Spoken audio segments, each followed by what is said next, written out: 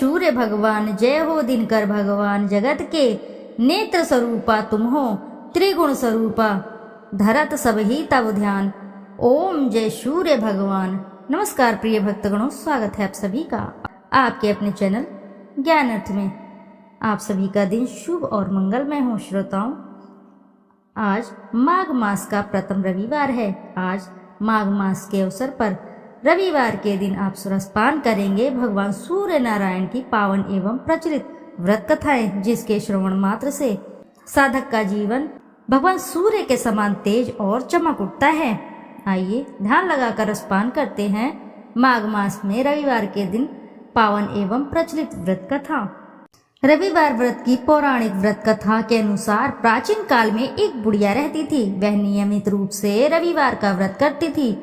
रविवार के दिन सूर्योदय से पहले उठकर बुढ़िया स्नान आदि से निवृत्त होकर आंगन को गोबर से लीपकर स्वच्छ करती। उसके बाद सूर्य भगवान की पूजा करते हुए रविवार का व्रत कथा सुनकर सूर्य भगवान का भोग लगाकर दिन में एक समय भोजन करती। सूर्य भगवान की अनुकंपा से बुढ़िया को किसी भी प्रकार की चिंता एवं कष्ट नहीं था। धीरे धीरे उसका घर धन धान्य से भर रहा था।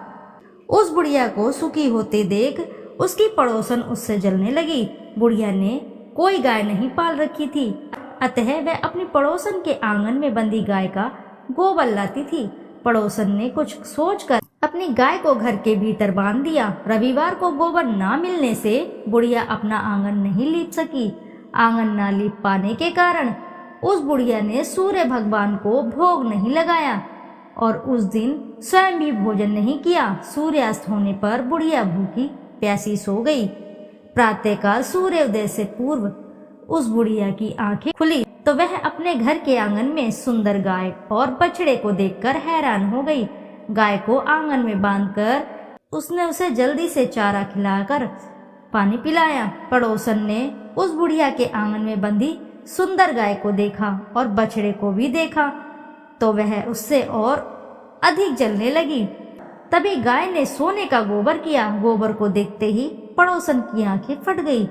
पड़ोसन ने उस बुढ़िया को आसपास ना पाकर तुरंत गोबर को उठाया और अपने घर को ले गई तथा अपनी गाय का गोबर वहां रखकर आ गई। सोने के गोबर से पड़ोसन कुछ ही दिनों में धनवान हो गई। गाय प्रतिदिन सूर्योदय से पूर्व सोने का गोबर किया करती थी और बुढ़िया के उठने के पहले पड़ोसन उस गोबर को उठाकर ले आती थी। बहुत दिनों तक बुढ़िया को सोने के गोबर के बारे में कुछ भी नहीं पता चला। बुढ़िया पहले की तरह हर रविवार को भगवान सूर्य देव का व्रत करती रही और कथा सुनती रही। लेकिन सूर्य भगवान को जब पड़ोसन की चालाकी का पता चला तो उन्होंने तेज आंधी चलाई। आंधी के प्रकोप को देखकर बुढ़िया ने गाय को घर के भीतर बांध दिया। सुबह उठकर बुढ़िया ने सोने का गोबर देखा तो उसे बहुत ही आश्चर्य हुआ। उस दिन के बाद बुढ़िया गाय को घर के भीतर बांधने लगी। सोने के गोबर से बुढ़िया कुछ ही दिन में बहुत धनी हो गई। उस बुढ़िया के धनी होने से पड़ोसन बुरी तरह जल भुनकर राख हो गई और उसने अपने पति को समझा बुझाकर उसे नगर के राजा के पास भेज दिया। सुंदर गाय को देखकर राजा बहुत खुश हुआ। सुबह जब राजा ने सोने का गोबर देखा तो उसके आश्चर्य का ठिकाना ना रहा। उधर सूर्य भगवान को भूखी प्यासी बुढ़िया को इस तरह प्रार्थना करते देख उस पर बहुत करुणा आई। उसी रात सूर्य भगवान ने राजा को स्वप्न में कहा, राजन, बुढ़िया की गाय व बछड़ा तुरंत लौटा दो, नहीं तो तुम पर विपत्तियों का पहाड़ टूट पड़ेगा, तुम्हारा महल नष्ट हो जाएगा। सूर्य भगवान के स्वप्न से बुरी तरह भयभीत राजा ने प्रातः उठते ही गाय और बछड़ा को बुढ़िया को आदर के साथ लौटा दिया। राजा ने बहुत सा धन देकर बुढ़िया से अपनी गलती के लिए क्षमा मांगी। राजा ने पड़ोसन और उसके पति को उनकी इस दुष्टता के लिए दंड भी दिया। फिर राजा ने पूरे राज्य में घोषणा कराई कि सभी स्त्री पुरुष रविवार का व्रत किया करें। रविवार का व्रत करने से सभी लोगों को घर धन धान्य से भर गए। राजतय में चारों ओर खुशहाली छा गई। स्त्री पुरुष सुखी जीवन व्यापन करने लगे तथा सभी लोगों के शारीरिक कष्ट भी दूर हो गए। इति शुभम। प्रेम से बोलिए सूर्य नारायण भगवान की जय। आइए श्रोताओं, अब रसपान करते हैं अगली व्रत कथा। द्वापर युग की बात है। भगवान श्री कृष्ण एक बार अपनी बुआ कुंती के आश्रम काम्यवन में पहुँचे। उस समय पांडव लोग वनवास कर रहे थे। भगवान श्री कृष्ण ने कहा, बुआ जी, मैं तुम्हें वनवासी वेश में देखकर दुखी हो जाता हूँ। मुझे सदैव इस बात की चिंता लगी रहती है कि पता नहीं अब दुष्ट दुर्योधन का प्रहार तुम्हारे ऊपर हो जाए। अतएव इस विपत्ति से छुटकारा पाने के लिए तुम भगवान सूर्य नारायण की आराधना करो। भगवान सूर्य ही सब जीवों के नियंता और प्राण हैं। उनके तेज से ही जीवों का उद्धार होता है। भगवान श्री कृष्ण ने बतलाया कि एक बार शंकर जी से पार्वती जी ने कुछ पूछा था, उसे मैं तुमसे बतला रहा हूँ। शिव जी ने पार्वती जी से कहा, यदि तुम इस बात की जानकारी प्राप्त करना चाहती हो तो मथुरापुरी में जाओ। यहाँ सूर्यपुत्री यमुना जी की धारा प्रवाहित होती है। यमुना के तट पर ऋषि महर्षि मुनि आदि निरंतर तपस्यारत रहते हैं। भगवान रुद्र की आज्ञा से पार्वती जी कालिंदी यमुना के तट को चल पड़ी। कुछ ही दूर जाने पर उन्हें रास्ते में रोती बिलखती एक स्त्री दिखी। उसने बतलाया कि उसका नाम कुसुमवती है और उसका निवास कुसुमावर वन के बीच में है। संतानहीन होने के कारण उसके पति वसंत ने उसे त्याग दिया है और इस प्रकार वह निराश्रिता हो गई है। पार्वती जी उस स्त्री को साथ ले आगे चली कि उन्हें रोती हुई एक दूसरी स्त्री मिली। उसने बतलाया कि मेरा नाम गंगा है। मेरे पति महाराज शांतनु ने पुत्रों के जीवित न रहने के कारण मुझे अपमानित किया, जिससे मैं दुखी होकर घर चली आई हूँ।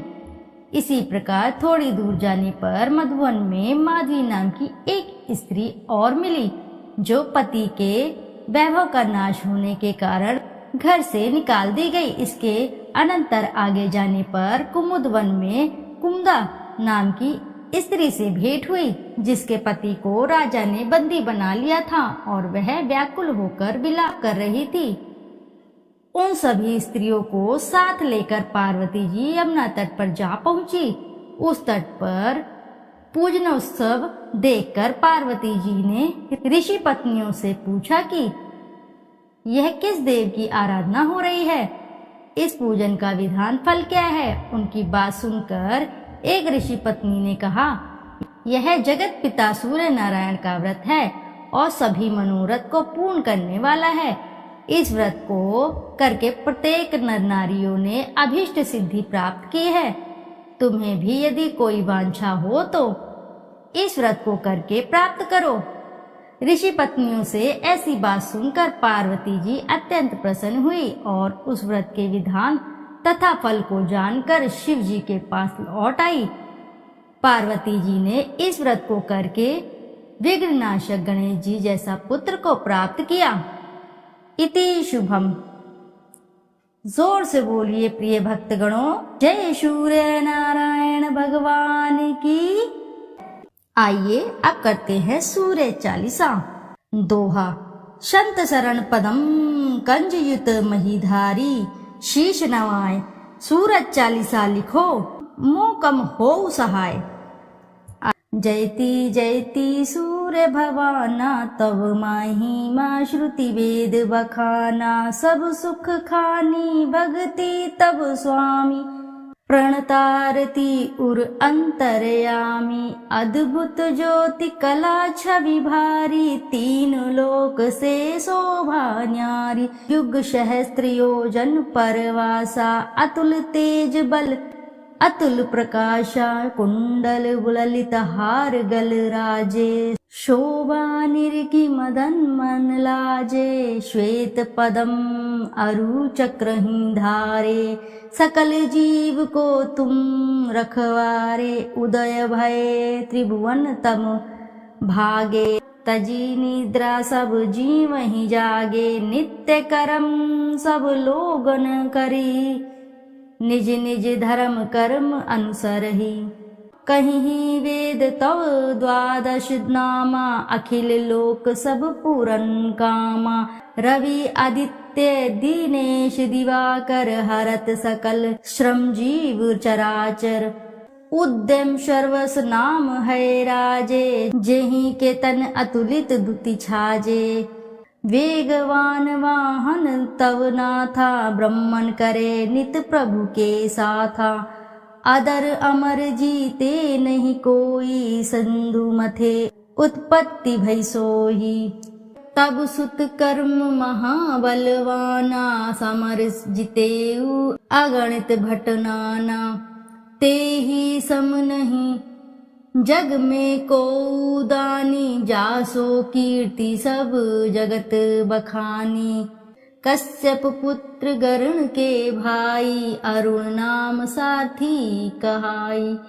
समय पाई जब राहु ग्रासे, त्रिभुवन में तब तम अति भासे। ग्रहण पर पंडित सब कहीं, मोक्ष हेतु सादर नर करहीं। स्नान दान अरु व्रत अचारा, करहिं यत्न जेहि हो उदारा। एहि कर महिमा वेद पुराना, विविध भांति सब ग्रंथ बखाना। उदय अस्त लो तुम्हरो राजा, करत सदा भक्तन को काजा। जो नर ध्यान तुम्हारो लावे, मन वांछित फल निश्चय पावे। धनी धनी महिमा तुम्हरो नाथा, नमत जीव सब धरी महिमा था। पढ़े सुने जो सूर्य चालीसा, वाको होत सकल अग खीसा। खग मृग जीव जंतु नर नागा, मेघ झरत कुसुमित वन बागा। वृक्ष लतादिक तब अधीना, जीमी जल पाई सुखी हो मीना।